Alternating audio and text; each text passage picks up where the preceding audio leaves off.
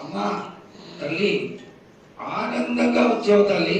ఆనందంగా నీ యొక్క బిడ్డ అడిగాడు, నువ్వు మౌనంగా ఉన్నావు తల్లి. కాకుండా పూజలు ఏ విధంగా జరిగినాయి?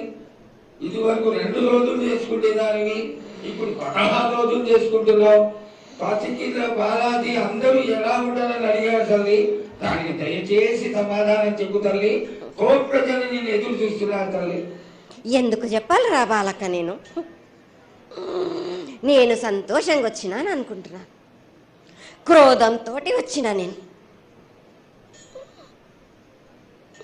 మీతోటి నేను ఎందుకు పలుకులిప్పాలా, ఎందుకు సమాధానం చెప్పాలా? మీరు మాత్రం నా మాట ఏమైనా ఆచరిస్తుర్రా? లేదు కదా. మీరు అడిగిన దానికి నేను ఎందుకు సమాధానం చెప్పాలి?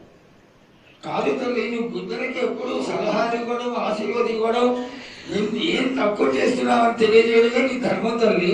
తల్లుగా మేమందరం కొలుచుకుంటూ ఉంటే నీ అనవసరమైన ఆగ్రహం చూపిస్తే అది సబబైనటువంటి విషయం కాదు తల్లి. నువ్వు అనుగ్రహించే తీరాలి. మా తప్పులు చెప్పు, తప్పులు దిద్దుకుంటాం, పరిహారాలు ఏమిటో చేస్తాను తల్లి. 7 ఏళ్ళు 2 మాసాలు అయిపోయింది, 2 వర్షాలు కూడా అయిపోయింది. నా విగ్రహ ప్రతిష్ట చేస్తానని మాట తీసుకుంటున్నారు కానీ మీరు మాత్రం చెయ్యట్లేరు. మీరు కానీ నా ఆగ్రహానికి మీరు గురి అవుతున్నారు.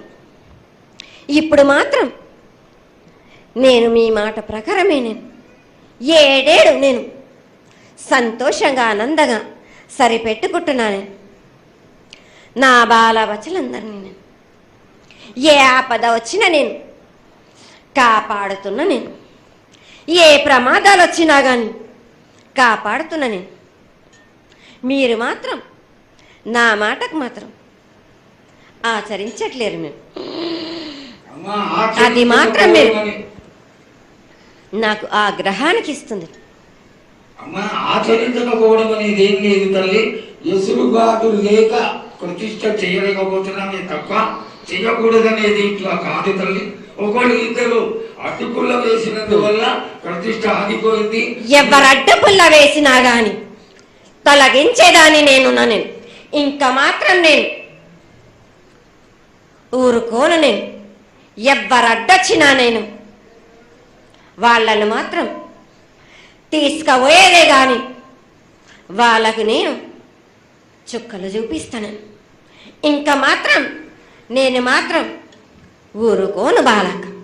చాలా సంతోషం తల్లి.